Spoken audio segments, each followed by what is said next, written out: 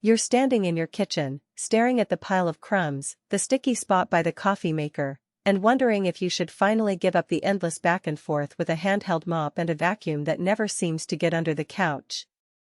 You want something that actually lives up to the promise of set it and forget it, but you're also scared of spending a lot of money on a robot that just circles around the same spot or leaves a wet streak on the hardwood.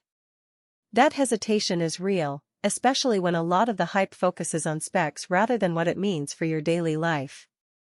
Link is in the description if you want to check the product details on Amazon.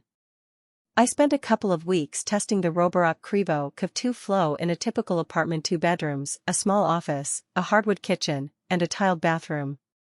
The biggest question I kept returning to was, does the new SpiraFlow real-time self-cleaning mop actually make a difference, or is it just another fancy name for a water-filled pad? I also wanted to see how it handled the kind of messes most of us deal with: dog hair, cereal crumbs, and the occasional sticky spill from a jar of sauce. Below is what I learned, broken down by the moments that matter most when you're deciding whether to add a robot to your cleaning routine. First off, the setup is exactly what you'd expect from a modern Roborock. You download the app, scan the QR code, and the robot finds its base within minutes. The thing that surprised me was how little floor planning you actually need. The app lets you draw virtual walls, but I was able to let the robot run free in a house with a few low coffee tables and a child's play area without constantly adjusting barriers. That matters because the more you have to tweak, the less set it and forget it feels like. For families with kids who move toys around, the Qrevo Curv's ability to navigate tight corners without getting stuck is a practical win. Now, the cleaning performance. On the vacuum side, the robot uses the same core suction system you see in other Roborock models, so it picks up pet hair and dust just as well as a mid-range stick vacuum. The real differentiator is the mop. The SpiraFlow system pumps cleaning solution from the 1-liter tank directly onto the mop pad in a controlled stream, and then a tiny brush spins to scrub the floor in real time. In my kitchen, where a sticky glaze from a baked pizza would normally leave a residue, the robot moved over the spot 3 times and the pad came out clean without any visible streaks. In the bathroom tile, it tackled a small soap scum ring after a couple of passes and left a shine comparable to a hand-wiped mop. What's worth noting is that the self-cleaning feature isn't a magic wand. The mop pad still needs a quick rinse after a particularly greasy session, and the cleaning solution tank has to be refilled every 3,040 minutes of mopping if you're covering a large area.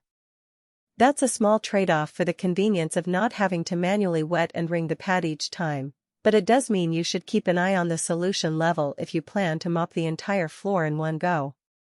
The solution itself is sold separately, so factor that into the ongoing cost. If you have mostly carpet, the Qrevo Curv still offers value because you can run it in vacuum-only mode, and the mop will stay idle. The robot automatically detects carpeted sections and lifts the mop, so you won't get a damp carpet. For hardwood or laminate owners, the mop's gentle pressure and real-time scrubbing mean you don't have to worry about water pooling or streaks, which is a common complaint with older robot mops that simply spray and drag a wet pad. Let's talk about noise. The vacuum runs at a moderate level, louder than a whisper but quieter than most upright vacuums. While I was cooking dinner, the robot was audible in the background, but it never rose to a point where it became a distraction. The mop function adds a faint hum, but it's still far quieter than a traditional bucket mop, which is a nice plus if you're living in an apartment with thin walls. Battery life is another practical concern. On a mixed-mode run vacuuming most of the living room, then mopping the kitchen, the robot lasted about 110 minutes before heading back to its dock. That's enough for a typical 2-room apartment, but if you have a larger house, you might need to schedule a second run or use the spot clean mode for high-traffic zones. The dock itself is compact and fits nicely against a wall, but make sure you have a power outlet within a meter. The robot can't charge if the dock is too far from the outlet. Now, who should actually consider buying the Qrevo Curv? If you're a busy professional who works from home and wants to free up 1,520 minutes each day for a quick tidy-up, this